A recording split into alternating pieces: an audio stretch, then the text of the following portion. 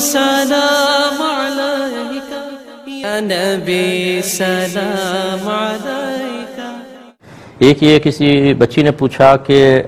کیا ہم اپنے گھر کی کھڑکی سے پڑوسیوں کے گھر میں جھانک سکتے ہیں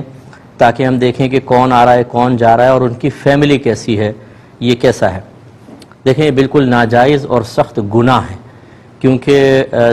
نبی کریم صلی اللہ علیہ وسلم نے اس چیز کو شدید ناپسند فرمایا کہ کوئی دروازے سے جھانک کر اندر دیکھے۔ ایک شخص نے اسی طرح دیکھا تو نبی کریم صلی اللہ علیہ وسلم کے ہاتھ میں کنگھی تھی، آپ نے اس کی طرف یوں کنگھی کی تو وہ پیچھے ہٹا۔ رحمت کونین صلی اللہ علیہ وسلم نے اس سے فرمایا کہ یہ دروازہ بجانے کا حکم نگاہوں کی حفاظت کے لیے ہی تو ہے، تو یہ ہو سکتا ہے کہ آپ جھانکیں اور دیکھیں کوئی کیسی حالت میں ہو، کوئی کیسی حالت میں، تو اس طرح کسی کی اجازت کے بغیر اس کے گھر میں جھانکنا،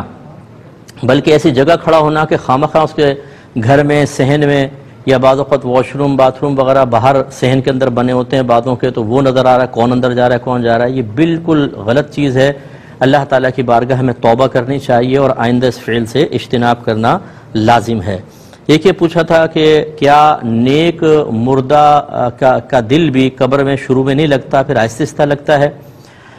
دیکھیں ایسا مسئلہ نہیں ہے،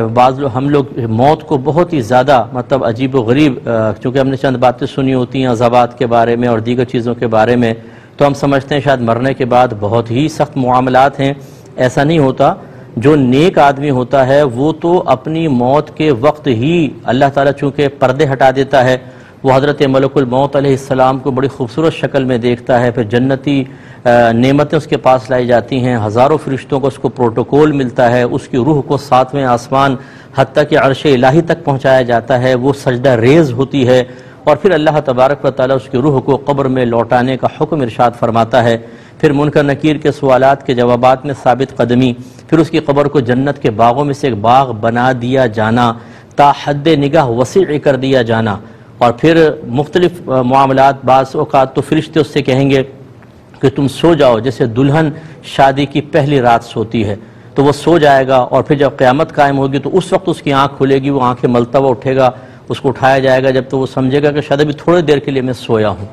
اسی طرح کوئی شخص ایسا ہوگا کہ جس کا عمل اس کے سامنے ظاہر ہوگا، ایک انسانی شکل میں بڑا خوبصورت ہوگا، تو وہ پوچھے گا کہ تو کون ہے؟ وہ کہتا ہے کہ تو مجھے نہیں پہچانتا، میں تیرا عمل ہوں، اب قیامت تک میں تیرے ساتھ رہوں گا۔ لہذا اچھی طرح یاد رکھیں کہ ایسا نہیں ہے کہ آپ کو قبر میں چھوڑ گئے اندھیری قبر میں اور چھوٹے سے اس میں آپ لیٹے ہوئے ہیں کہ یار اب کیا کریں، کچھ کرنے کو تو ہے ہی نہیں، اب یہاں پر نہ لیپ ٹاپ ہے، نہ گیمز ہیں، نہ کچھ ہیں، تھوڑی دیر سوچتے رہے آپ پھر بور ہو گئے۔ ایسا نہیں ہے بھائی جان، وہاں کی زندگی بہت ہی پیاری زندگی ہے، اور ایسی زندگی ہے کہ آپ کی روح بہت زیادہ آزاد ہو جائے گی، بلکہ اس دنیا کے اندر ہم مقید ہیں، آزادی تو اصل میں ملے گی آخرت میں، لیکن اسی شخص کے لیے کہ جو اس مختصر ترین زندگی کی قدر کرے، وہ اس میں نیک اعمال کرے۔ اگر فراڈ کرتے رہے، جھوٹ بولتے رہے، حرام کماتے رہے، نماز قضا کرتے رہے، ماں باپ کی نافرمانی کرتے رہے، تو یہ دنیا پھر اس کے لیے آزادی کی جگہ ہے۔ مرنے کے بعد ہو سکتا ہے کہ اللہ تعالیٰ اس کو ایسی پابندی میں رکھے کہ پھر یہ نہیں ہے کہ کچھ عرصے بعد گناہ گار کا دل لگ جاتا ہے، دل لگنے کی تو بات ہی نہیں ہے، پھر جو عذابات ہوں گے